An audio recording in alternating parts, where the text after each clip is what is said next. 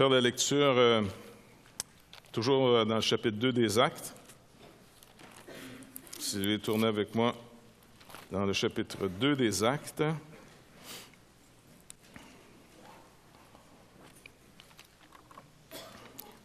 Encore une fois, on fait la lecture de la parole de Dieu. Le jour de la Pentecôte, ils étaient tous ensemble dans le même lieu, et tout à coup, il vint du ciel un bruit comme celui d'un vent impétueux, et il remplit toute la maison où ils étaient assis. Des langues, semblables à des langues de feu, leur apparurent, séparées les unes des autres, et se posèrent sur chacun d'eux. Ils furent tous remplis du Saint-Esprit et se mirent à parler en d'autres langues, selon que l'Esprit leur donnait de s'exprimer. Or, il y avait en séjour à Jérusalem des Juifs, hommes pieux, de toute nation qui sont sous le ciel. Au bruit qui eut lieu, la multitude accourut, et elle fut confondue parce que chacun les entendait parler dans sa propre langue. Ils étaient tous dans l'étonnement et la surprise, et ils se disaient les uns aux autres, « Voici ces gens qui parlent, ne sont-ils pas tous Galiléens?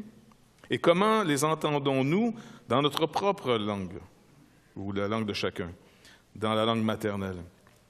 Path, Mède, Élamites, ceux qui habitent la Mésopotamie, la Judée, la Cappadoce, le Pont, l'Asie, la Phrygie, la Pamphylie, l'Égypte, le territoire de Libye, voisine de Cyrène, et ceux qui sont venus de Rome, Juifs et prosélytes, Crétois et Arabes, comme ils les entendaient tous parler comment les entendons-nous parler dans nos langues des merveilles de Dieu?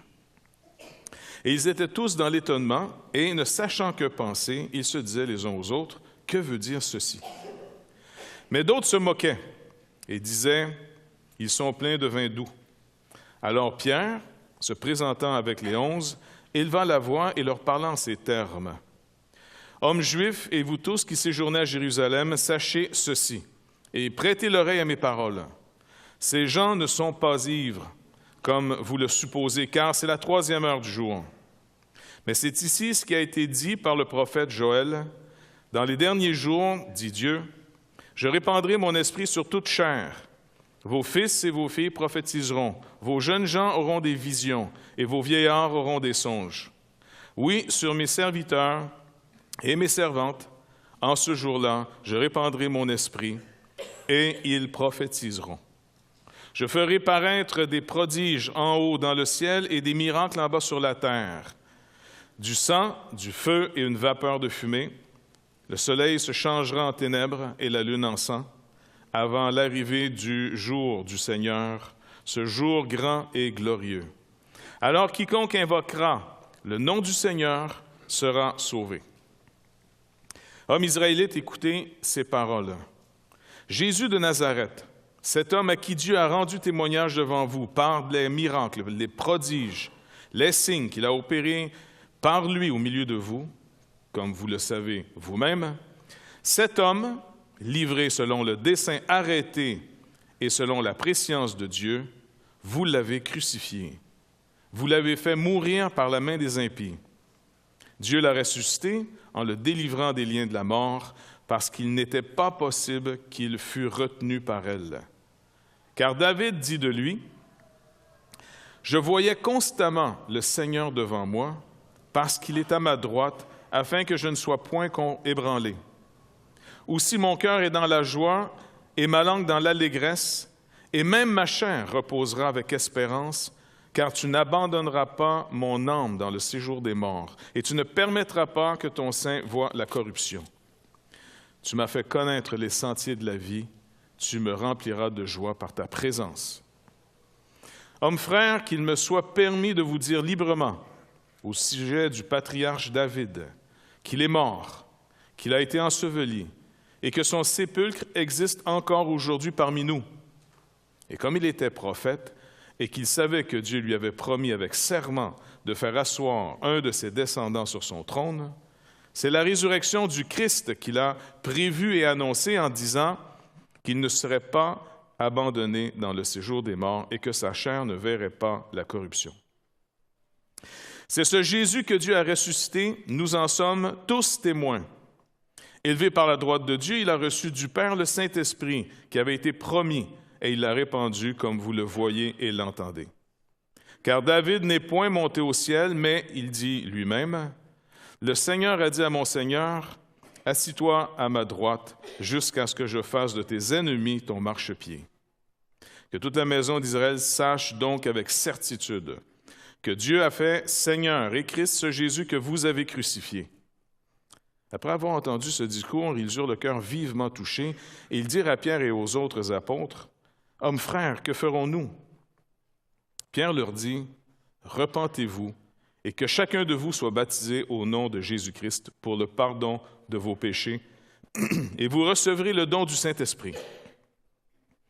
Car la promesse est pour vous, pour vos enfants, pour tous ceux qui sont au loin, en aussi grand nombre que le Seigneur Dieu les appellera. » Et par plusieurs autres paroles, il les conjurait et les exhortait, disant, « Sauvez-vous de cette génération perverse. » Ceux qui acceptèrent sa parole furent baptisés, et en ce jour-là, le nombre des disciples s'augmenta d'environ 3000 âmes. Ils persévéraient dans l'enseignement des apôtres, dans la communion fraternelle, dans la fraction du pain et dans les prières. La crainte s'emparait de chacun, et il se faisait beaucoup de prodiges et de miracles par les apôtres. Tous ceux qui croyaient étaient dans un même lieu, et ils avaient tous en commun. Ils vendaient leurs propriétés et leurs biens, et ils en partageaient le produit entre tous, selon les besoins de chacun. Ils étaient chaque jour tout ensemble assidus au temple, ils rompaient le pain dans les maisons, ils prenaient leur nourriture avec joie et simplicité de cœur, louant Dieu et trouvant grâce auprès de tout le peuple. Et le Seigneur ajoutait chaque jour à l'Église ceux qui étaient sauvés. Donc, c'était la lecture de la parole de Dieu. On a vu la semaine passée que Dieu, Jésus-Christ, bâtit son temple. C'est vraiment important, encore une fois, qu'on comprenne cette alliance, parce que qu'est-ce que l'Église aujourd'hui? Qu'est-ce que nous sommes, nous, maintenant? Différemment de l'ancien peuple d'Israël, maintenant, le peuple de Dieu est entré finalement dans une autre forme de communauté. On pourrait même dire que l'Église, c'est la communauté de l'Esprit. Est-ce que des gens ont déjà lu l'Exode? Hey boy. D'autres, achetez-vous une Bible, vous allez voir, c'est très bon. L'Exode, quand on voit l'histoire de Moïse, entre autres la sortie du peuple de l'esclavage en Égypte, lorsqu'ils vont arriver au lieu où le Seigneur manifeste sa présence. Quel était le lieu où Dieu manifestait sa présence? Non, pas vraiment, pas la mer. C'est vrai qu'il a manifesté sa puissance là, mais sa présence. Mais où? Plus précisément, avant le tabernacle. Avant la tente d'assignation. Où était le buisson? Donc, il était finalement à Horeb, dans le Sinaï. Donc, Dieu avait manifesté sa présence là. Ça, c'est vraiment important qu'on le comprenne. Tu sais, ce n'est pas des événements qui arrivent comme ça, bing, puis Dieu fait un autre show après bing, puis tu sais, il y a une suite, il y a quelque chose qu'il faut comprendre. Est-ce que vous vous rappelez maintenant, dans le même livre d'Exode, puis ça, je vous l'ai répété une couple de fois, fait que ceux qui écoutent, vous allez peut-être vous en rappeler, que Moïse, un jour, il y a un problème avec Dieu parce que Dieu dit, plutôt de venir avec toi, parce que le peuple est rebelle, puis Dieu va le détruire. Moïse dit, puis Dieu dit, ce qu'il va faire, c'est qu'il va envoyer plutôt un ange. Puis un ange a été assez puissant en passant pour protéger Israël, c'est pas un problème. Un ange peut tuer une armée en une nuit sans aucun problème puis sans sueur. Mais qu'est-ce que Moïse dit? On va le lire. Au moins, je vais avoir devant Dieu fait mon travail de vous avoir fait lire la parole de Dieu un petit peu. C'est vraiment important d'avoir une lecture continue des Écritures pour que ça reste dans votre mémoire, pour que ça soit un sujet de méditation. Le Saint-Esprit ne peut pas vous rappeler quelque chose que vous n'avez jamais lu. D'accord? Il a beau créer ex nihilo, là, mais je veux dire, il a fini de créer ex nihilo. Fait qu'il dit, je l'ai écrit, lis-le et je te rappellerai des choses. Mais si on n'honore pas le Seigneur dans l'obéissance, on ne peut pas s'attendre à vivre l'honneur que Dieu nous fait de nous enseigner. OK, ça c'est un petit encouragement de même, là. Que ce soit moins déprimant pour les pasteurs. Au chapitre 33,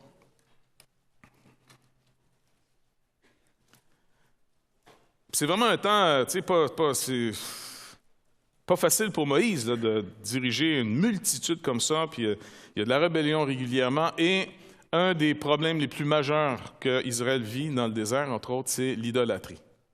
Et l'idolâtrie va rester un problème longtemps en Israël. Donc l'idolâtrie, c'est de chercher du secours que Dieu seul peut donner ailleurs. Ça peut être sous n'importe quelle sorte de forme, des choses légitimes comme illégitimes, mais c'est de vraiment espérer ce qu'on devrait normalement espérer qu'en Dieu.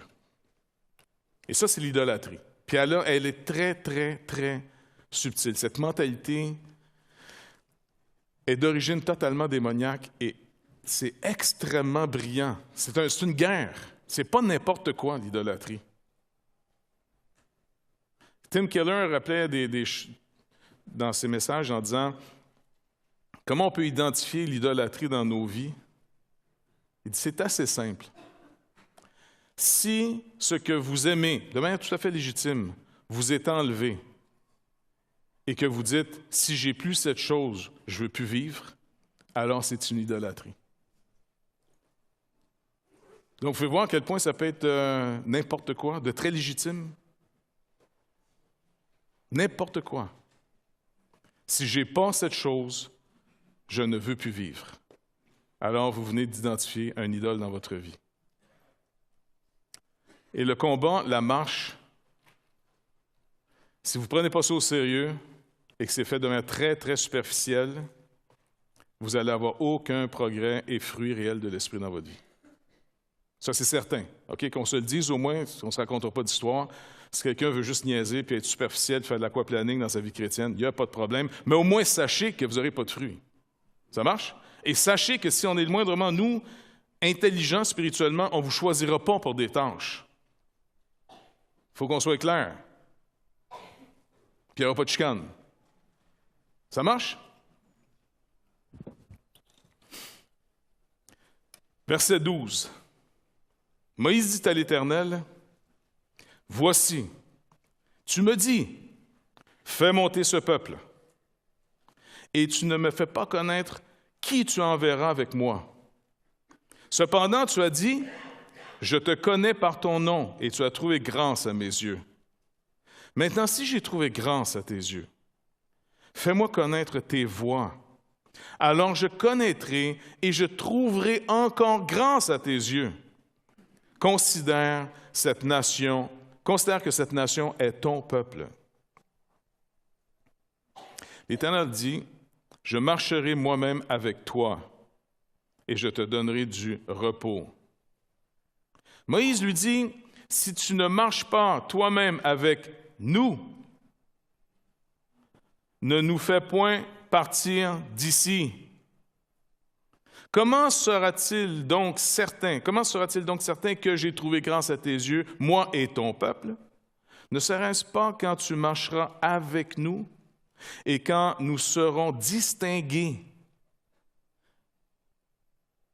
moi et ton peuple, de tous les peuples qui sont sur la face de la terre? Est-ce que vous réalisez ce que Moïse est en train de rendre évident là ici? Écoute, c'est gros comme une maison, ça en est. Si on passe à côté de ça, vous allez passer à côté de la raison de l'Église et vous allez mépriser éventuellement l'assemblement des chrétiens ensemble. Regardez, lui, il dit, écoute, tu me dis de faire aller ce peuple, de le mener dans le lieu du repos, en d'autres mots. C'était la terre promise, OK? Donc, tu me dis d'amener ce peuple-là, mais tu ne m'as pas dit qui va venir avec nous. Et Moïse, finalement, a très bien compris les voies du Seigneur. Parce que le peu qu'il a compris des voies du Seigneur, il dit, si j'ai trouvé grâce, puis voyez un homme qui a vraiment compris la grâce de Dieu, puisque tu me connais par mon nom, et puis que j'ai trouvé grâce à tes yeux, je te demande de me faire encore mieux connaître tes voies afin que je trouve encore plus grâce à tes yeux. Et quelle est cette voie? Quel est ce chemin? C'est que toi, Dieu, tu sois avec nous. C'est ça, la grâce de Dieu. Donc, avez-vous remarqué comment le Seigneur répond? Ça, c'est bon.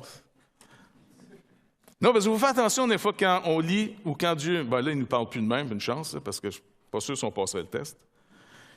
Qu'est-ce que Dieu répond à ce Moïse qui demande de trouver grâce? « Fais-moi connaître tes voies, je te connaîtrai, je trouverai encore grâce à tes yeux. » Dieu va dire, okay, « Je marcherai moi-même avec toi. » C'est quand même pas pire. Hein? Dieu dit à Moïse, « Je marcherai moi-même avec toi. » Et qu'est-ce que Moïse...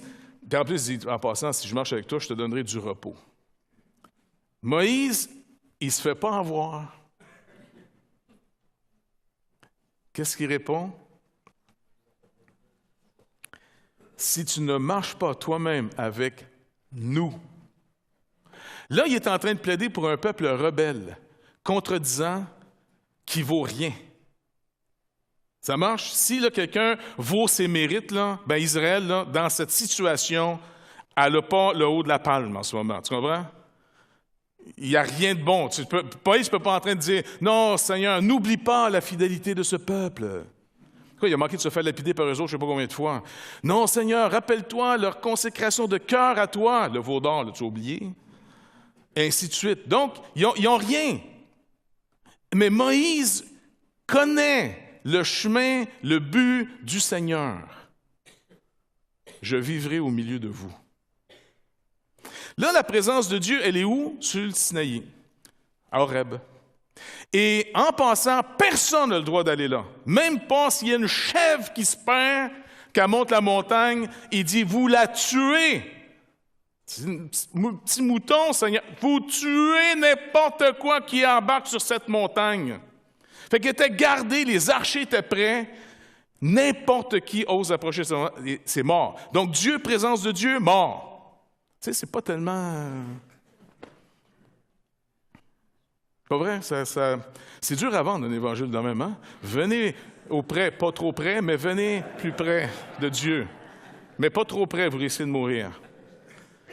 Et le Seigneur dit, « Je veux néanmoins vivre au milieu de mon peuple, mais je ne peux pas vivre au milieu de ce peuple sans le détruire. » Parce que, n'oubliez pas, on sert un Dieu saint. Avez-vous remarqué dans le chapitre 2, une des caractéristiques de ceux qui ont été sauvés au jour de la Pentecôte et ceux qui ont persévéré dans l'enseignement des apôtres, qu'est-ce qui s'est produit en eux? Qu'est-ce qui se produit dans quelqu'un de sauvé? La crainte du Seigneur était dans chacun d'eux autres, s'emparait de chacun d'eux. Si vous n'avez pas la crainte du Seigneur qui s'est emparé de vous, vous aimez peut-être le triple de l'Église, mais vous n'êtes pas peut-être entré par sa porte. Puis il y a juste une porte pour entrer dans l'Église, ce n'est pas celle-là en avant, c'est Jésus-Christ. Si vous ne l'avez pas trouvé, cette porte-là, vous êtes peut-être au milieu d'un peuple de Dieu qui marche avec lui, mais vous devez trouver la porte. Vous devez supplier pour cette porte. Parce que si vous n'êtes pas rentré par la porte, c'est juste une saison. Vous allez être avec nous autres juste une saison. Et après ça, le monde va vous récupérer. Vous allez retrouver les trésors de ce monde parce que ça ne stimulera plus après. Fait qu'il dit, non, tu marches avec nous. Mais maintenant, comment Dieu peut marcher avec eux?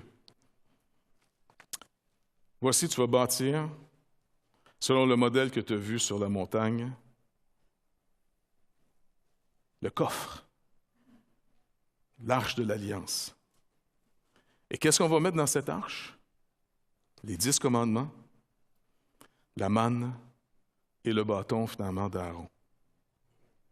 Et cette arche va devenir le lieu où Dieu va se rendre présent. Parce qu'oubliez pas, la présence de Dieu, il est omniprésent. Ce n'est pas une question, si tu n'es pas église, tu es chez vous, Dieu ne sait pas où tu es. C'est que s'il veut rendre, par contre, manifeste sa présence et que tu refuses les lieux d'assemblement, il ne faut jamais oublier que le Seigneur se tient au milieu de son peuple. Fait que c'est bien d'être un individu. C'est très bien, puis d'avoir découvert la valeur d'être un individu. Je pense que c'est quelque chose qui est bon, que notre époque nous a rappelé. On n'est pas juste un peuple, on n'est pas juste des numéros, mais on est aussi des individus, OK? Mais faites attention d'être qu'un individu, parce que vous n'êtes pas l'individu avec qui Dieu se tient. Dieu se tient avec son peuple auquel il vous a baptisé. Donc, oui, chez nous, quand j'ai mes moments avec Dieu, dans l'intimité, j'ai ma rencontre avec Dieu. Parce qu'individuellement, on est un temple. Vous êtes le temple du Saint-Esprit, non seulement collectivement, mais individuellement. C'est vrai. Mais dans une époque où est-ce que tout le monde vit comme bon lui semble, il faut aussi se rappeler que Dieu nous fait connaître ses plans à une Église, pas juste à un individu. Ça, c'est vraiment vital qu'on comprenne ça. Sinon, on n'a pas guéri du poison dans ce monde. Les nations, les familles, les villes se disloquent parce qu'il n'y a plus personne qui appartient à un groupe. Et les nouveaux groupes maintenant, devenez c'est quoi? C'est les groupes de soutien autour de nos problèmes. C'est ça, les nouveaux groupes. Ou bien Facebook. Ça, c'est vraiment... La communauté des anonymes totales. Non, c'est vrai, c'est pathétique. C'est à ce point qu'on ne peut pas se priver de la communauté. Plus vous videz une société de sa société, elle la retrouve maladivement ailleurs. L'Église locale est un lieu mystérieux parce que quand Dieu dit « Je vais vivre au milieu de ce peuple », mais pour ne pas le détruire, il faut qu'il soit, on pourrait quasiment dire, dans un lieu qui s'est sanctifié. Et comment s'appelle la tente qui va finalement abriter ce lieu? La tente de la rencontre. Et est-ce que tout le monde peut aller là? Non. Moïse peut y aller, Aaron peut y aller, avec des recommandations très, très précises.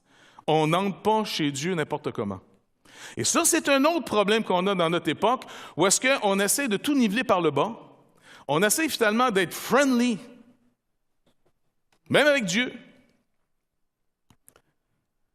Quand tu es trop friendly avec Dieu, c'est que tu t'es fait un Dieu sur mesure, que tu domptes, que tu apprivoises, que tu contrôles. On a peut-être cette maladie bizarre de se contrôler les uns les autres. Hein? C'est un peu la manière qu'on fonctionne, pas vrai? Tu sais, un petit peu de manipulation, chantage. Tu sais, on a-tu une petite manière, pas vrai, tu sais, de maintenir les... Non? Vous n'êtes pas bizarre comme moi? Écoute, on se tient ensemble, mais il me semble que c'est la même affaire de chaîne. Mais vous savez ce qui est béni? Cette corruption qu'on a, elle ne peut pas souiller Dieu. C'est lui qui nous sanctifie de cette souillure qu'on a. C'est lui qui nous purifie, c'est lui qui nous appelle. Donc, dans ce lieu, il y a une révérence qui se bâtit de plus en plus. Et la révérence qu'on a envers Dieu nous donne de plus en plus de considérer ce qu'il dit comme très, très, très sérieux et très important. Et ce qu'on pense comme de moins en moins sérieux. Parce qu'on a trouvé quelqu'un de beaucoup plus digne de foi que nous-mêmes. Alors, Moïse, il ne se fait pas avoir par le... C'est pas que Dieu va l'avoir, mais Dieu nous montre, en d'autres mots, par un témoignage, voici un homme qui a vu où je l'amène. Contrairement à plein d'autres dirigeants qui vont amener ça à leur propre profit et à leur propre gloire. La plupart des responsables, des dirigeants dans la parole, des hommes de Dieu en passant, peu vont réussir ce test. Très, très, très, très peu vont le réussir. Quasiment aucun vont le réussir. C'est une drogue trop puissante qu'on ne peut pas se passer dans la chair que de s'adorer. Vraiment. Et d'attirer un culte à soi-même. Donc, Moïse, finalement, accepte, il reçoit le plan de Dieu, il trouve grâce auprès du Seigneur. Le Seigneur va vivre au milieu de ce peuple sans le détruire. Et après ça, il y a une deuxième phase, c'est celle du temple de Salomon, comme on a vu. Puis là, c'est un beau temple, un temple vraiment comme, wow, c'est un beau temple. Et on pourrait quasiment essayer de comprendre, il est bâti dans un temps de repos. C'est comme le type du repos, on pourrait quasiment dire que de David à Salomon, c'est à peu près le type. L'image d'Israël installé, qui a du repos avec les nations autour, tiens, c'est comme un type d'une image qui sont entrés dans le repos. Quoique la parole nous rappelle en disant que c'est juste une image. Ils ne sont pas vraiment rentrés dans le repos, mais ça ressemble à ça. Et c'est intéressant que c'est là que Dieu permet à ce que son image de la tente d'assignation passe dorénavant à un temple qui est vraiment beau, qui représente un peu l'aspect de majesté, on dirait. Mais ce temple va se corrompre aussi parce que c'est encore une image. Et il va être détruit. Et comme Ézéchiel l'a vu, c'est intéressant, dans Ézéchiel 11, je vais juste faire regarder là en même temps. Là. Ézéchiel au chapitre 11, on voit ce que Jésus lui-même va refaire des centaines d'années plus tard.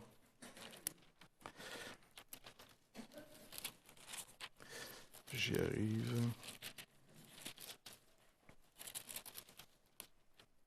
Comment que le Seigneur nous donne de découvrir de plus en plus le Seigneur. Regardez au chapitre 11, versets 22 à 25. Ça, c'est la vision que Ézéchiel a de la présence de Dieu qui était dans le temple à Jérusalem, sur le mont Sion. Il dit, « Les chérubins déployèrent leurs ailes, accompagnés des roues, et la gloire du Dieu d'Israël était sur eux en haut. La gloire de l'Éternel s'éleva du milieu de la ville et se déplaça sur la montagne qui est à l'orient de la ville.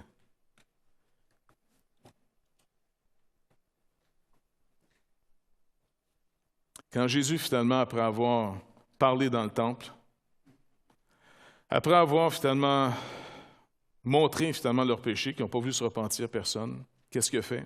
Il est sorti de la ville et il est descendu le long de la vallée du Cédron, allé de l'autre côté où il y avait le jardin des Oliviers qui était à l'orient, et il est pu rentrer sinon pour être crucifié. La gloire éternelle est sortie de Jérusalem. La gloire éternelle était au milieu d'eux. Le roi était au milieu d'eux. Le vrai temple était au milieu d'eux. Le vrai tabernacle de Dieu était au milieu d'eux. Ils ne l'ont pas vu. Ils ne pouvaient pas le voir. Vous ne pouvez pas vous regarder et regarder Dieu en même temps. C'est impossible. Cette nuit, je réfléchissais là-dessus, parce que j'ai meilleur temps pour réfléchir, hein? Surtout quand tu travailles trop de bonne heure. Puis, la pensée qui m'a réveillé, c'était l'amour. Bon, c'est sûr que ma femme était à côté de moi dans le lit, là, puis, mais je ne l'ai pas dérangée. Fait que je pensais à l'amour. Parce que le premier commandement, c'est quoi? Tu aimeras ton Dieu. Tu vas l'aimer tu vas l'aimer, tu sais, c'est comme tu vas l'aimer de toute ta force, de toute ton intelligence, de toute... Maintenant, je me demandais, c'est quoi aimer? C'est quoi aimer quelqu'un? Comment je suis quand j'aime? Fait que là, j'ai regardé ma femme, qui dormait. Puis je me dis, au fond, quand t'aimes, tu vis un rapport avec l'autre. Bon, vous allez me dire, c'est normal, là. Mais c'est quasiment au point que c'est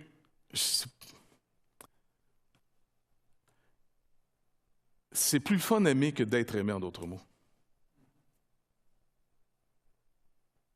Vous avez déjà vécu des relations où vous étiez aimé, mais malheureusement, ce n'était pas correspondant. C'est pas agréable. Honnêtement, c'est pas agréable. À moins que vous soyez très narcissique, là, mais je veux dire, normalement, les gens normaux, là, il y a beaucoup plus de joie, beaucoup plus de satisfaction d'aimer que d'être aimé. Parce que quand tu aimes, d'abord, il y a une chose qui est épeurante quand tu aimes, c'est que tu deviens vulnérable. Tu laisses tomber des mécanismes de défense. Tu te dévoiles. Tu retournes un peu dans le jardin, tu deviens un peu nu devant la personne.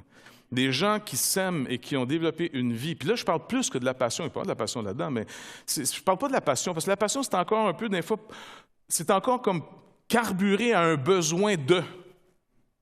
Puis c'est sûr que c'est dans l'amour. Je ne veux pas jouer au straight, là, mais c'est pas pour moi l'amour le plus noble, parce qu'il est encore, j'ai besoin. Un coup, tu as mangé, tu n'as plus faim.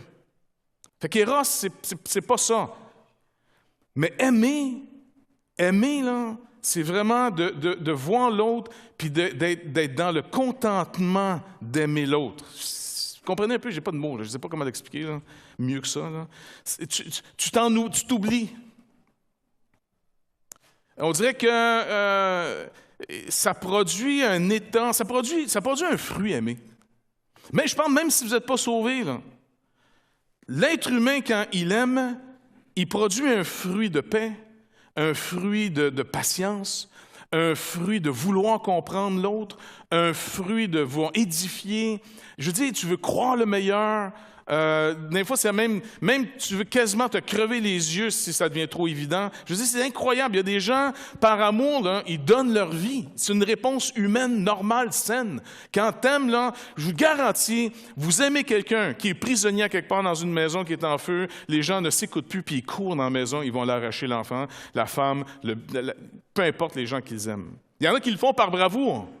Mais il y en a qui, même s'ils ne sont pas braves, il y a une puissance dans l'amour qui fait que, je ne dirais pas c'est contre toi, c'est à ton avantage total. Ça te sort le mieux de toi que tu ne peux pas voir. De la même manière que la haine sort le pire de nous autres. Une personne qui n'aime pas est laide. Elle a beau une belle face, elle est laide. Je vous le dis, ça ne dure pas une belle face qui n'aime pas. Ils viennent laids, ce monde-là. Et ceux qui aiment, ils peuvent être laids, ils deviennent beaux. E.T. Pensez-y, non, pensez-y, E.T. C'est un genre de petite crotte avec des yeux bleus. Non, ça a l'air d'un petit, tu sais, c'est comme un... Rappelez, chance, tu ne peux pas trouver une chose plus laide que ça. Mais ils nous ont tellement montré, finalement, quelque chose de tellement sympathique, qui était tellement pour les petits-enfants. Il s'est vendu des E.T. à grandeur, puis les enfants le trouvaient beau.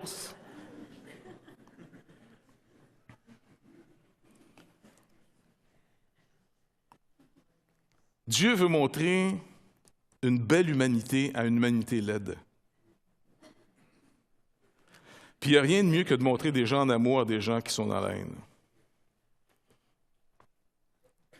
Je vais être au milieu de vous. Et quand il est au milieu de nous et qu'on le découvre, on l'aime. Puis quand on l'aime, on devient autre chose. On devient nous pour vrai, pour la première fois de notre vie. Je veux dire, tu deviens ce que tu es quand tu aimes. C'est pour ça qu'on cherche tellement l'âme sœur. On n'est pas complet, on dirait tant qu'on ne l'a pas trouvé. On est en besoin d'aimer, ça en est vraiment intense. Ça peut même devenir une idolâtrie si on ne trouve pas la bonne personne à aimer. Qui est d'abord, je sais que ça va l'air spirituel, mais c'est vraiment vrai ce que je vous dis, qui est d'abord Dieu. Dieu, le Seigneur Jésus-Christ, le Saint-Esprit qui nous met en communion, qui nous révèle la personne de Jésus-Christ. Et je veux dire, ça produit en nous quelque chose qui est... On peut pas le produire par la chair. Essayez pas de le produire par la chair, ça ne se fait pas. La chair est inimitié contre Dieu. Mais le Saint-Esprit il nous révèle qui il est, et ça sort de plus en plus le fruit de l'Esprit, parce que ces personnes-là, là, quand ils sont en amour, là, ils ne te parleront pas d'eux autres. Quelqu'un dans l'amour de qui il te parle, de son être aimé. Est-ce qu'il y en a qui se rappellent d'une émission Roquet Belles Oreilles? Mais pas nos stupides sites, là, le vrai, l'original, tu sais, le bagel bleu, là. Comment il s'appelait? Oui, c'est ça, son fils s'appelait Jappy, puis... Est-ce que vous vous rappelez qu'est-ce qui était typique de lui, C'est exactement. Ô ma divine Clémentine. Il était toujours en train de chercher sa douce. C'était un genre de Don Quichotte. Il était toujours en train de chanter. Oh, ma Clémentine. Bon, il était comme un sympathique personnage naïf qui aimait vraiment son fils. Et puis, tu ne l'as jamais vu, cette Clémentine-là, tu sais. Mais il représente exactement ce que Dieu veut qu'on soit. On est dans un monde que le monde ne voit pas Dieu, mais le Seigneur nous a promis une chose, et vous, par contre, vous allez me voir. Et la communauté de l'Esprit de Dieu, à partir de la Pentecôte, n'est plus une communauté qui voit Dieu dans la tente, puis dans le tabernacle là-bas, puis approchez pas. Jésus-Christ, par le voile déchiré de sa propre chair, nous fait entrer dans cette présence. Et ceux qui l'ont connu vont le faire connaître. Les autres vont faire connaître des choses sur lui, mais ceux qui l'ont connu vont le faire connaître lui. Et je vous garantis, ceux qui cherchent ne se font pas niaiser là-dessus. Ceux qui cherchent savent qu'ils font affaire soit un témoin ou soit un perroquet. Ils le savent, parce que celui qui a soif, les profondeurs appellent les profondeurs. Puis quand Dieu touche quelqu'un, Dieu touche une personne à salut, c'est qu'il dit maintenant tu me cherches. Et ça devient vital, un peu comme la biche dit qui soupire après les eaux, ainsi mon âme soupire après Dieu. Et quand Dieu envoie des messagers, des témoins de cette communauté de l'Esprit, alors là, tu as affaire, peu importe le niveau de connaissance, qui va toujours se développer, la connaissance, elle se développe toujours. Mais la rencontre, l'attente de la rencontre est ouverte. Quand Jésus-Christ est mort, une chose qui est arrivée d'assez extraordinaire dans le temple, d'un énorme voile épais qu'on ne pouvait pas déchirer. C'est impossible, humainement, c'est impossible. Et qu'est-ce qui est arrivé? Le voile d'en haut, pas d'en bas, d'en haut jusqu'en bas, il s'est déchiré. Et il nous a ouvert un accès. Et si nous, l'Église, on se prive d'entrer dans sa présence, si nous, on se prive de tout ça, on s'en va annoncer quoi aux gens? Bon, on s'en va parler comme des gens frustrés qui n'aiment personne d'autre qu'eux-mêmes, puis ils vont parler finalement de leur projet. Ils vont parler de... c'est pas mal, si quelqu'un vous demande... Mais Quand tu es en amour, tu fatigues les gens de parler de ta dulcinée sans arrêt, au point où ils vont dire « on ne l'invitera pas à souper, c'est bol. » Ils vont encore nous fatiguer avec elle, tu comprends? Ils trouvent même ses défauts charmants. On va laisser le temps de se marier. C'est ça que. Puis c'est pour ça que quelqu'un qui est saisi du Seigneur, à la limite, des fois, tu dis, oh, là, si tu lâches l'os, c'est certain qu'on ne sort pas d'ici que tout le monde a entendu l'Évangile. C'est ça que Dieu veut produire dans nos vies. Le fruit de l'Esprit, c'est pas de se mettre sur un programme en disant, il faut évangéliser. Non, c'est comme dire, OK, bon, maintenant, aujourd'hui, dans l'Église, voici le « il faut ». Il faut que ce soir, on s'aime. Est-ce que c'est clair? Puis je veux qu'on fasse ça avec la bonne humeur. On s'invite à souper, puis on va avoir du fun. Que ça fasse votre affaire ou non. Tu dis, d'accord. Mais il y a souvent des messages, c'est ça que tu as l'impression qu'ils sont en train de dire. On va aimer le Seigneur, OK? Je suis d'accord. Tu comprends? Ça a l'air d'être mal parti ici. Puis on dit, écoute, regarde, si on ne l'aime pas, ou si c'est juste neutre, ou si vous ne flippez pas sur lui en ce moment, pas de condamnation. La loi vient de nous dire, je te demande rien qui n'est pas, tu n'es pas capable. Dieu dit, regarde bien, avec la loi, voici ce que je te demande aujourd'hui, là, je te demande rien qui est au-dessus de tes forces. Vous vous rappelez d'avoir lu ça, quand il donne la loi? Je te demande rien qui est au-dessus de ta capacité. C'est OK. Nous, on a l'impression d'entendre, tu es supposé être capable. C'est ça que c'est normalement. Dieu dit donc, premier commandement, tu vas m'aimer fou braque. J'ai demandé à ma femme c'était qui ce braque. Elle a dit c'était un peintre qui était fou. Je me demandais, tu sais, quand tu fais traiter de fou braque, tu veux savoir c'est qui braque. Mais oui. Si cet amour de Dieu, soit pour X raisons, diminue, rappelez-vous l'Église d'Éphèse. L'Église d'Éphèse, là, capable de discerner les faux apôtres, capable aussi de savoir remettre à leur place les gens qui peuvent menacer doctrinalement l'Église. Par contre, il fait un reproche. Le Seigneur Jésus fait un reproche à cette Église. Tu as perdu ton premier amour. Reviens pratiquer tes premières œuvres. Pratiquer les œuvres ici, c'est viens qu'on se retrouve dans ce qu'on faisait ensemble, qui t'a amené ou qui t'a amené. Ne deviens pas victime de ton succès. Change pas. Reste où on est. C'est ça ta force. La joie du Seigneur est ma force. Ça fait que cette rencontre-là, supposons qu'à matin, vous êtes là en train de dire, bon, vous sortez d'ici, vous vous sentez coupable encore. Sentez-vous pas coupable. Faites simplement dire au Seigneur, c'est vrai, ça c'est pour moi matin.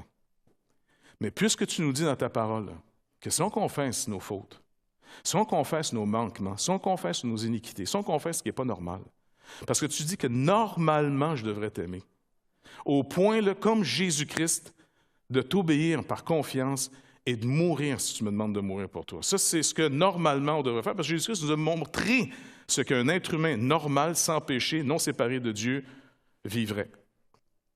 Alors, c'est supposé de tout nous condamner, parce que Dieu nous renferme tous sous la condamnation, pour, reconnaissant le besoin maintenant de vraiment la grâce de Dieu, ils disent maintenant, par le pardon et la réconciliation, je vais commencer une œuvre, la mienne, dans votre vie.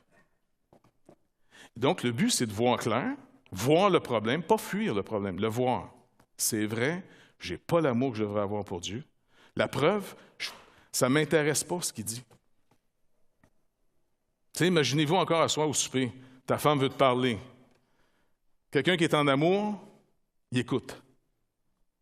Il aime le son de sa voix, il aime les idées qu'elle dit, il aime les stupidités qu'elle peut dire. Tout est merveilleux, tu comprends? Parce qu'il n'est plus là. Puis c'est pas juste Eros, c'est là aussi, mais c'est pas juste ça. C'est pas grave, il aime le temps avec la personne. On est bien. Des amis, là, des gens qui s'aiment, là, ils n'ont plus besoin de rien faire de spécial pour que ça soit spécial. Quand tu as toujours besoin de faire des choses bien spéciales, que ça soit spécial, c'est que l'autre il est vraiment plus spécial. Pas vrai? Bon, supposons que vous êtes ce soir en train de souper, ta femme veut te parler, ton mari veut te parler, et puis là, tu dis, ça me fatigue, là. Arrête de me parler. Pour moi, la soirée va être un petit peu spéciale. Hein? Peut-être qu'il va y avoir un retour sur le sofa. Vous êtes en train d'avoir un symptôme que la personne vous tape ses nerfs. Elle vous coûte. Elle est une charge. C'est lourd. Ça vous agresse. Donc, il n'y a pas d'amour. L'amour croit tout, l'amour... Écoute, quand tu es en amour, tu veux être dans la présence de l'être aimé. Ça comble, ça règle le problème. Dieu dit, si je te tape ses nerfs, confesse-le. Il y a juste moi qui peux te délivrer de ça. Essaie pas de grimper sur Sinaï. Encore une fois, reconnais ce que je te dis. C'est pas au-delà de tes forces, c'est pas inhumain ce que je te demande. Mais reconnais-tu que tu n'es plus à cause du péché humain? Je veux te pardonner. Je veux que notre communion soit authentique. Reconnais tes torts. Je te pardonne. Il n'y a pas de condamnation pour ceux qui sont en Jésus-Christ, mais il n'y a pas du déni, par contre, pour ceux qui sont en Jésus-Christ. Je te mène dans la lumière, et dans cette lumière, le sang de Christ nous purifie de tout péché. Et purifié de mon péché, pardonné, le Saint-Esprit verse en moi l'amour de Dieu. Et ça va être un amour authentique, ça va être vrai. Vous ne pourrez pas endurer de marcher avec le Seigneur si vous ne l'aimez pas. De la même manière qu'un mariage ne se fait pas si on ne s'aime pas. C'est pas vrai? Peut-être votre femme, votre mari ne peut peut-être pas changer grand-chose à ça, mais Dieu, lui, par contre, il est l'époux par excellence, il peut changer ça. Parce que quand il parle, écoutez, quand Dieu parle, ce qui n'était pas avant qu'il parle devient après qu'il a parlé. Comprenez? Il n'y a pas besoin d'essayer de trouver quelque chose en dedans de moi pour essayer de repartir la pompe. Là. Non, il va parler qu'on s'aime, puis on va l'aimer. Niez vos problèmes. Cherchez dans vos idoles la solution, vous êtes dans le désespoir. Reconnaissez ce que Dieu dit comme étant la vérité absolue, que ce n'est pas en nous, mais ça devrait être en nous. On va le voir en disant, tu as entièrement raison, c'est pas en moi, ça devrait être en moi. Maintenant, merci de me pardonner parce que j'ai trouvé grâce à tes yeux. Tu m'as fait connaître ton nom, puis tu connais le mien. Maintenant, Seigneur, non seulement merci de me pardonner, mais comme pour Moïse, fais-moi comprendre tes voies. Parce que plus je vais comprendre tes voies, plus je vais trouver grâce à tes yeux. C'est le principe de 2 Pierre, quand Pierre dit, voici comment vous pouvez multiplier la paix et la grâce dans votre vie. Et plus un peuple de Dieu, un peuple, pas juste des individus, un peuple, grandit dans cette forme de communauté parce que Christ est au milieu de nous. Là, c'est plus qu'il y a un sacrificateur qui s'en va à l'autre bout et qui nous ramène en disant « OK, Dieu, il est correct, je me suis chargé de donner le sacrifice, tout est correct, les gars. » Non, il est au milieu de nous. Puis les nouveaux prêtres, entre guillemets, sont simplement des gens qui nous enseignent la vérité sur l'action de Dieu au milieu de nous parce qu'on est tout un peuple de prêtres. Ça, c'est quelque chose d'inouï. Mais si on néglige, et puis après ça, on se contente de simplement dire « Ah, c'est de même, puis je m'en vais à ma messe du dimanche évangélique. » Bien, écoutez, vous devenez finalement pire. Vous êtes comme Israël qui n'a plus de saveur. Les gens vous regardent en disant hey, « Boy, je suis content de ne pas être là dans cette gang-là. » Plutôt que de sortir, les gens disent hey, « Ils vivent vraiment quelque chose. Ils vivent quelque chose, ces gens-là. Il faut que je découvre c'est quoi. » Fait que, ou ils vont aimer ça, ou ils vont haïr ça. Mais ils ne sont pas supposés de rester indifférents. Parce que ainsi, Jésus nous a dit, comme ils m'ont traité, ils vont vous traiter. Mais si vous n'êtes pas traité comme moi, donc, la Pentecôte, c'est l'inauguration et la construction du temple éternel de Dieu. La pierre vivante, précieuse, choisie. Et les pierres vivantes constituent un édifice où Dieu habite présentement sur terre dans ce temple qui est nous. Et plus on va en être conscient, plus on va se comporter d'une manière digne de cette vocation, plus on va découvrir les plans qu'il y a pour nous. On va laisser tomber nos plans après ça. C'est ce qu'on fasse avec nos plans. On a trouvé quelqu'un qui a des plans incroyables pour nos vies. Puis on va rentrer là-dedans de plus en plus. Comme une communauté, chacun des dons particuliers avec la force qu'il lui faut. Chacun de nous autres avec un genre, peu importe. Ça va être, Fait que vous réalisez-vous qu'est-ce qui est arrivé quand cet enfant est né dans la crèche? C'est comme s'il est venu dans la tente d'assignation. Il est venu jeter sa tente au milieu de nous, dans cet enfant qui est né d'une vierge.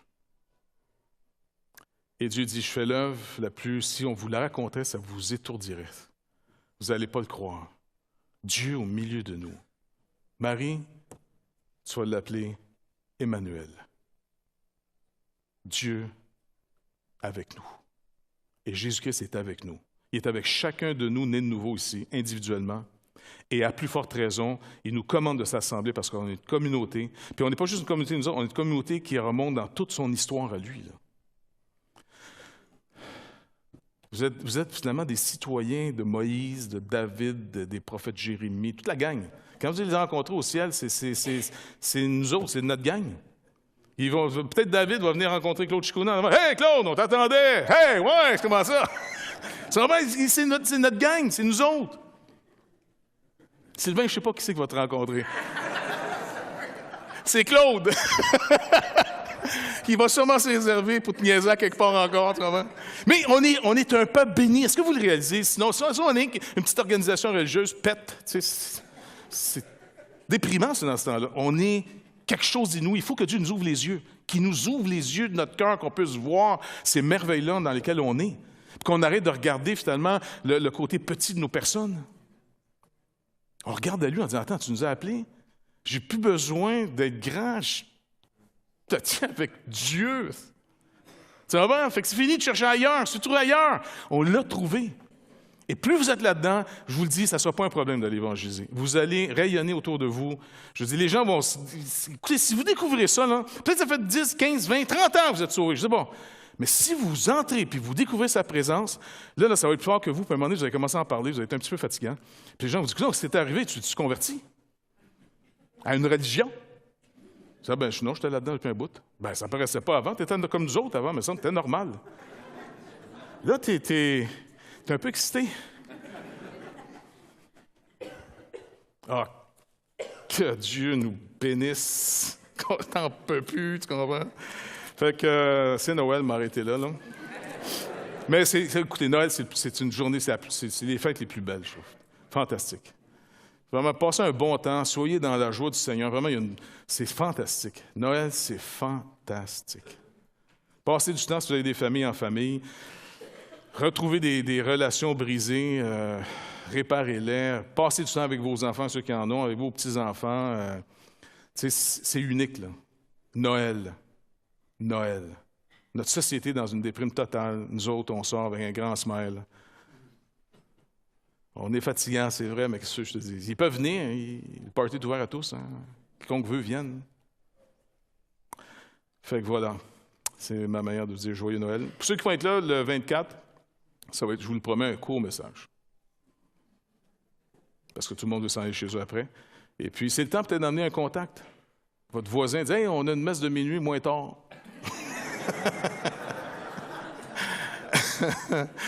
Tu sais, tu vas être chez vous pour 9h30, tu vas aller à la deuxième messe de minuit de ton gars, tu y vas, mais tu sais, une messe de minuit plus tôt, c'est comme ça qu'on... C'est ça.